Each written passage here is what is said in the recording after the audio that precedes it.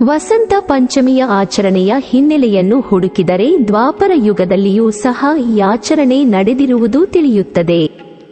ಭಾಗವತ ಹಾಗೂ ಇನ್ನಿತರ ವೈಷ್ಣವ ಗ್ರಂಥಗಳ ಪ್ರಕಾರ ಗೋವರ್ಧನ ಗಿರಿಯಲ್ಲಿ ಮಾಘ ಶುದ್ಧ ಪಂಚಮಿಯ ದಿನದಂದು ಅದ್ಧೂರಿಯಾಗಿ ವಸಂತ ಪಂಚಮಿ ನಡೆದಿರುವ ಉಲ್ಲೇಖಗಳಿವೆ. ಈ ದಿನದಂದು ಶ್ರೀಕೃಷ್ಣನ ನೃತ್ಯವನ್ನು ನೋಡಲು ಚಂದ್ರನು ಅಸ್ತಮನಾಗದೆ ಬ್ರಹ್ಮನ ಒಂದು ರಾತ್ರಿಯಷ್ಟು ಕಾಲದವರೆಗೆ ಹಾಗೆಯೇ ಇದ್ದ.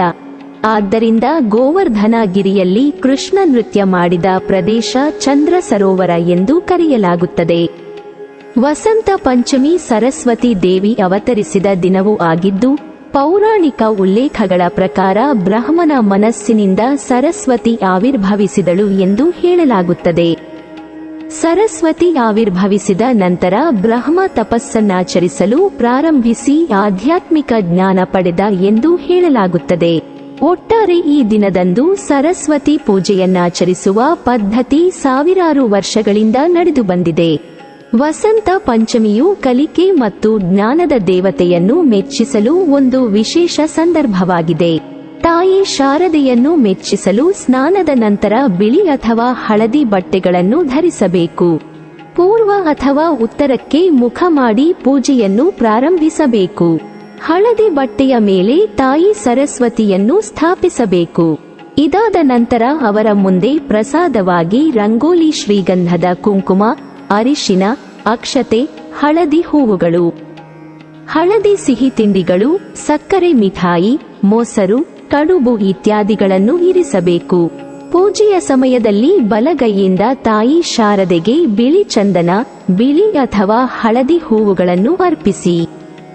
ತಾಯಿಗೆ ಕೇಸರಿ ಮಿಶ್ರಿತ ಖೀರ್ ನೈವೇದ್ಯ ಮಾಡುವುದು ಉತ್ತಮ.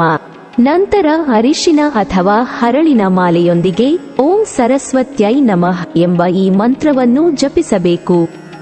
ಸರಸ್ವತಿಯನ್ನು ಸಂಗೀತ ಮತ್ತು ವಿದ್ಯಾ ಅವರ ತಾಯಿ ಎಂದು ಹೇಳಲಾಗುತ್ತದೆ.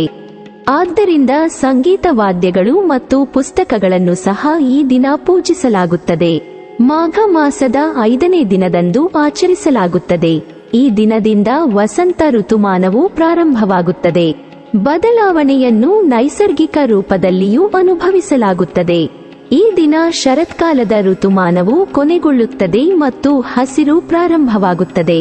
ವಸಂತಕಾಲದ ಮುಖ್ಯ ಹಬ್ಬಗಳು: ಎಳ್ಳು ಚತುರ್ಥಿ, ಷಷ್ಠಿಲ ಏಕಾದಶಿ, ಮೌನಿ ಅಮಾವಾಸ್ಯ, ಗುಪ್ತ ನವರಾತ್ರಿ ಪ್ರಾರಂಭ, ಗಣೇಶ ಜಯಂತಿ, ವಸಂತ ಪಂಚಮಿ, ನರ್ಮದ ಜಯಂತಿ, ಭಾನು ಸಪ್ತಮಿ, ಜಯ ಏಕಾದಶಿ, ಗುರು ರವಿದಾಸ್ ಜಯಂತಿ, ಲಲಿತಾ ಜಯಂತಿ, ಮಾಘ ಪೂರ್ಣಿಮಾ, ಯಶೋಧ ಜಯಂತಿ, ಶಬರಿ ಜಯಂತಿ, ಜಾನಕಿ ಜಯಂತಿ, ವಿಜಯ ಏಕಾದಶಿ, ಮಹಾಶಿವರಾತ್ರಿ, ಹೋಳಿ, ರಂಗ್ ಪಂಚಮಿ, ಪಾಪ ಮೋಚಿನಿ ಏಕಾದಶಿ, ಗುಡಿ ಪಡುವ, ಕಾಮದ ಜಯಂತಿ.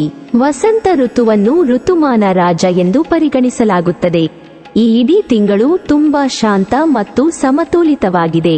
ಈ ದಿನಗಳಲ್ಲಿ ಮುಖ್ಯ 5 ಅಂಶಗಳು: ನೀರು, ಗಾಳಿ, ಆಕಾಶ, ಬೆಂಕಿ ಮತ್ತು ಭೂಮಿ. ಅವು ಸಮತೋಲಿತ ಸ್ಥಿತಿಯಲ್ಲಿವೆ ಮತ್ತು ಅಂತಹ ನಡವಳಿಕೆಯು ಪ್ರಕೃತಿಯನ್ನು ಸುಂದರವಾಗಿ ಮತ್ತು ಆಕರ್ಷಕವಾಗಿ ಮಾಡುತ್ತದೆ. ಅಂದರೆ ಈ ದಿನಗಳಲ್ಲಿ ಮಳೆ ಇಲ್ಲ, ತುಂಬಾ ಶೀತ ಅಥವಾ ಬಿಸಿ ವಾತಾವರಣವಿಲ್ಲ. ಆದ್ದರಿಂದ ಇದನ್ನು ಆಹ್ಲಾದಕರ ಋತುಮಾನವೆಂದು ಪರಿಗಣಿಸಲಾಗುತ್ತದೆ. ವಸಂತ ಕಾಲದಲ್ಲಿ ಎಲ್ಲೆಡೆ ಹಸಿರಿನ ನೋಟವಿದೆ. ಶರತ್ಕಾಲದ ಕೊನೆಯಲ್ಲಿ ಮರಗಳ ಮೇಲೆ ಹೊಸ ಶಾಖೆಗಳು ಜನಿಸುತ್ತವೆ. ಇದು ನೈಸರ್ಗಿಕ ಸೌಂದರ್ಯವನ್ನು ಹೆಚ್ಚು ಆಕರ್ಷಕವಾಗಿ ಮಾಡುತ್ತದೆ. ಸರಸ್ವತಿ ಜಯಂತಿ: ಬ್ರಹ್ಮಾಂಡದ ಸೃಷ್ಟಿಯ ಕೆಲಸವನ್ನು ಪ್ರಾರಂಭಿಸುವಾಗ ಬ್ರಹ್ಮ ಮನುಷ್ಯನನ್ನು ಸೃಷ್ಟಿಸಿದನು. ಆದರೆ ಅವರ ಮನಸ್ಸಿನಲ್ಲಿ ಸಂದಿಗ್ಧತೆ ಇತ್ತು. ಅವರಿಗೆ ಸುತ್ತಲೂ ಮೌವನದ ವಾತಾವರಣ ಭಾಸವಾಯಿತು. ನಂತರ ಅವನು ತನ್ನ ಕಮಂಡಲ್ನಿಂದ ನೀರನ್ನು ಸಿಂಪಡಿಸಿ ದೇವತೆಗೆ ಜನ್ಮ ನೀಡಿದನು.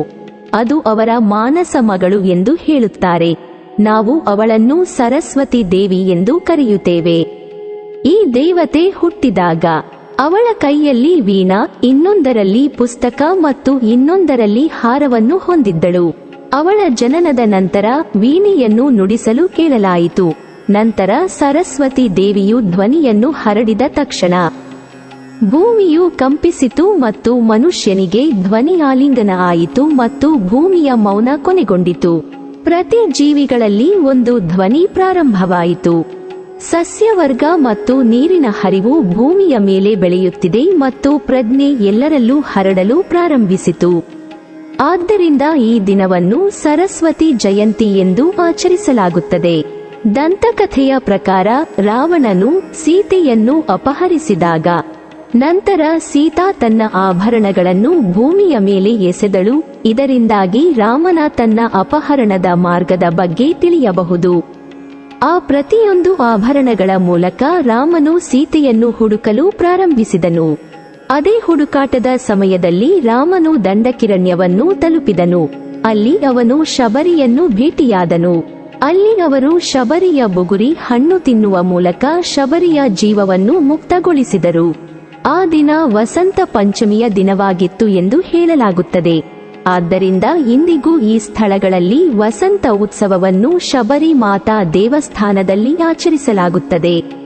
ಮಾಘ ಪಂಚಮಿ ವಸಂತ ಪ್ರಾರಂಭವಾಗುವ ದಿನವನ್ನು ಜ್ಞಾನದ ದೇವತೆಯಾದ ಸರಸ್ವತಿಯ ಜನ್ಮದಿನಾಚರಣೆಯಾಗಿ ಆಚರಿಸಲಾಗುತ್ತದೆ.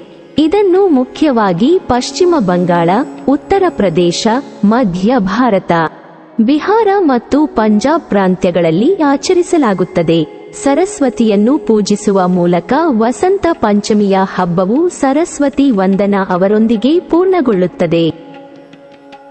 ಈ ದಿನ ಸರಸ್ವತಿ ದೇವಿಯ ವಿಗ್ರಹವನ್ನು ಪೂಜಿಸಲಾಗುತ್ತದೆ ಮತ್ತು ಕಮಲದ ಹೂಗಳನ್ನು ಅವಳಿಗೆ ಅರ್ಪಿಸಲಾಗುತ್ತದೆ. ಈ ದಿನ ಸಂಗೀತ ವಾದ್ಯಗಳು ಮತ್ತು ಪುಸ್ತಕಗಳನ್ನು ಸಹ ಪೂಜಿಸಲಾಗುತ್ತದೆ. ಈ ದಿನ ಹಳದಿ ಬಟ್ಟೆಗಳನ್ನು ಧರಿಸಲಾಗುತ್ತದೆ. ಹೊಲಗಳಲ್ಲಿ ಹಸಿರಿನ ಒಂದು ಋತುಮಾನವೂ ಇದೆ. ಈ ಹಬ್ಬವು ರೈತರಿಗೂ ಬಹಳ ಮುಖ್ಯವಾಗಿದೆ. ಈ ಸಮಯದಲ್ಲಿ ರೈತ ಸಹೋದರರು ಸಹ ಬೆಳೆ ಬಂದ ಸಂತೋಷದಿಂದ ಈ ಹಬ್ಬವನ್ನು ಆಚರಿಸುತ್ತಾರೆ. ವಸಂತ ಪಂಚಮಿಯ ಸಮಯದಲ್ಲಿ ದೇಣಿಗೆ ಕೂಡ ಬಹಳ ಮುಖ್ಯ. ಆಹಾರ ಮತ್ತು ಬಟ್ಟೆಗಳನ್ನು ದಾನ ಮಾಡುವುದು ಮುಖ್ಯ. ಇತ್ತೀಚಿನ ದಿನಗಳಲ್ಲಿ ಸರಸ್ವತಿ ಜಯಂತಿಯನ್ನು ಗಮನದಲ್ಲಿಟ್ಟುಕೊಂಡು ಬಡ ಮಕ್ಕಳ ಶಿಕ್ಷಣಕ್ಕಾಗಿ ದೇಣಿಗೆ ನೀಡಲಾಗುತ್ತದೆ. ಈ ದಾನದ ಸ್ವರೂಪವೆಂದರೆ ಹಣ ಅಥವಾ ಪುಸ್ತಕಗಳು, ಪ್ರತಿಗಳು, ಪೆನ್ನುಗಳು ಮುಂತಾದ ಅಧ್ಯಯನಗಳಲ್ಲಿ ಬಳಸಲಾಗುವ ವಸ್ತುಗಳು. ಕಾಮದೇವ ಮತ್ತು ರತಿ ದೇವಿಯ ಪೌರಾಣಿಕ ಕಥೆಯು ವಸಂತ ಪಂಚಮಿಯೊಂದಿಗೆ ಸಂಬಂಧ ಹೊಂದಿದೆ. ಆದ್ದರಿಂದ ಈ ದಿನದಲ್ಲಿ ಅನೇಕ ರಾಸಲೀಲಾ ಹಬ್ಬಗಳನ್ನು ಸಹ ನಡೆಸಲಾಗುತ್ತದೆ. ವಸಂತ ಕಾಲದಲ್ಲಿ ಗಾಳಿಪಟ ಹಾರಿಸುವುದು.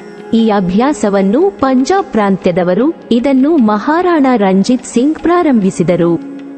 ಈ ದಿನ ಮಕ್ಕಳು ದಿನವಿಡೀ ವರ್ಣರಂಜಿತ ಗಾಳಿಪಟಗಳನ್ನು ಹಾರಿಸುತ್ತಾರೆ ಮತ್ತು ಅನೇಕ ಸ್ಥಳಗಳಲ್ಲಿ ಗಾಳಿಪಟ ಹಾರಿಸುವುದನ್ನು ಸಹ ಸ್ಪರ್ಧೆಯಾಗಿ ಮಾಡಲಾಗುತ್ತದೆ.